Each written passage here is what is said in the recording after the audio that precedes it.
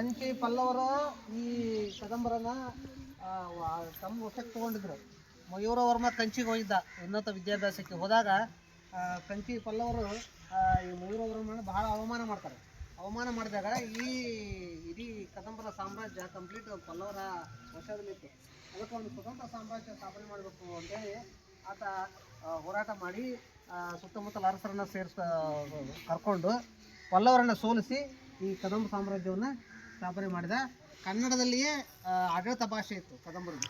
ಹಾಗಾಗಿ ಕನ್ನಡದ ಭಾಷೆಯನ್ನು ಉಳಿಸಿ ಬೆಳೆಸಿದ ಮೊದಲನೇ ಸಾಮ್ರಾಜ್ಯ ಯಾವುದಾದ್ರೂ ರೀತಿಯಾದ ಕದಂಬರ ಸಾಮ್ರಾಜ್ಯ. ಕನ್ನಡದ ಮೊದಲ ಅರ್ಥ ಕದಂಬರು. ತಾಳಗುಂದ ಶಾಸನ ಕಾಕೋತ್ಸವರ್ಮ ಕೆತ್ತಿಸಿದ್ದು. ತಾಳಗುಂದ ಶಾಸನ ಕದಂಬ ವಂಶದವರು ಅರ್ಥ. ಮೊದಲ ಕನ್ನಡದ ಸಂಸ್ಕೃತ ಶಾಸನ ತಾಳಗುಂದ ಶಾಸನ.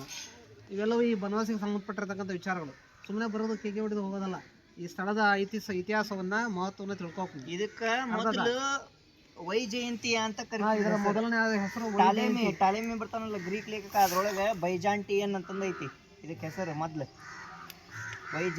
ಬೈಜಾಂಟಿಯನ್ ಅಂತಂದು ಇದಕ್ಕೆ ಮೊದಲಿನ ಹೆಸರು. ಇದನ್ನ ಕಂಪ್ಲೀಟ್ ಇದು ತಿಳ್ಕೊಬೇಕಪ್ಪ ಅಂತಂದ್ರೆ ರಾಜ್ಕುಮಾರ್ ಒಂದು ಪಿಕ್ಚರ್ ಮಾಡಿದ ಯಾವ್ದು ಅಂತ ಪಿಕ್ಚರ್ ನೋಡೋದಲ್ಲಿ ನೀವು ಮಯೂರ ಪಿಕ್ಚರ್ ಮಾಡಿರಲ್ಲ. ಆ ಮಯೂರ ಪಿಕ್ಚರ್ ನೋಡಿದ್ರೆ ಇಡೀ ಕದಂಬರ ಮಯೂರವರ್ಮ ಹೇಗೆ ಪಲ್ಲವರನ್ನ ಸೋಲಿಸಿದ, ಹೇಗೆ ಸಾಮ್ರಾಜ್ಯವನ್ನು ಕಟ್ಟಿದ ಕದಂಬ ಸಾಮ್ರಾಜ್ಯವನ್ನು ಅನ್ನೋದು ನೀವು ಕಂಪ್ಲೀಟ್ ಆಗಿ ಅದ್ರಾಗೆ ಹೇಳ್ಬೇಕು. ಮಯೂರ ಪಿಕ್ಚರ್ ಬಂತಂದ್ರೆ ನೋಡ್ರಿ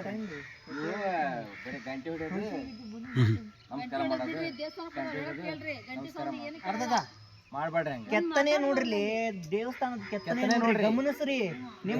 ನಿಮ್ ಪುಸ್ತಕದೊಳಗೆ ಕೊಟ್ಟಿರ್ತಾರ ಇದು ನಕ್ಷತ್ರ ಹಾಕುತ್ತೆ, ಜಗಲಿ ಐತೆ, ಹೆಂಗ್ ಕಟ್ಟ್ಯಾರ, ತ್ರಿಕೋನಾಕಾರದಾಗ ಐತೆ, ಗೋಪುರ ಯಾವ ತರ ಕಟ್ಟ್ಯಾರ, ಗೋಪುರದೊಳಗ ಮೂರ್ತಿಗಳದಾವ ನೋಡ್ರಿ.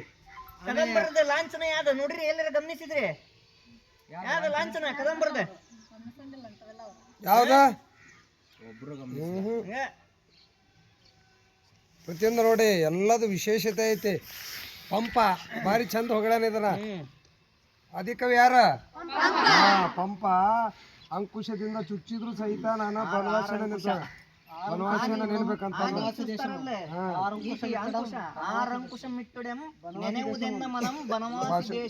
ಅಂತಂದು ಪಂಪ ಹೇಳ್ತಾನ. ಬನವಾಸಿ ದೇಶದೊಳಗ ಕೋಗಿಲೆಯಾಗಿ ಹುಟ್ಟಬೇಕು ಅಂತ ಪಂಪ ಬಯಸ್ತಾನ. ಸಾಕಲ್ಲ ಇಷ್ಟ ಮಾಹಿತಿ. ನಕ್ಷತ್ರ ಆಕಾರದಲ್ಲಿ ಕಟ್ಟ ನೋಡ್ರಿ. ಓಕೆ, ಒಂದು ಫೋಟೋ ಆ ಕಡೆ ಬರ್ತೀವಿ.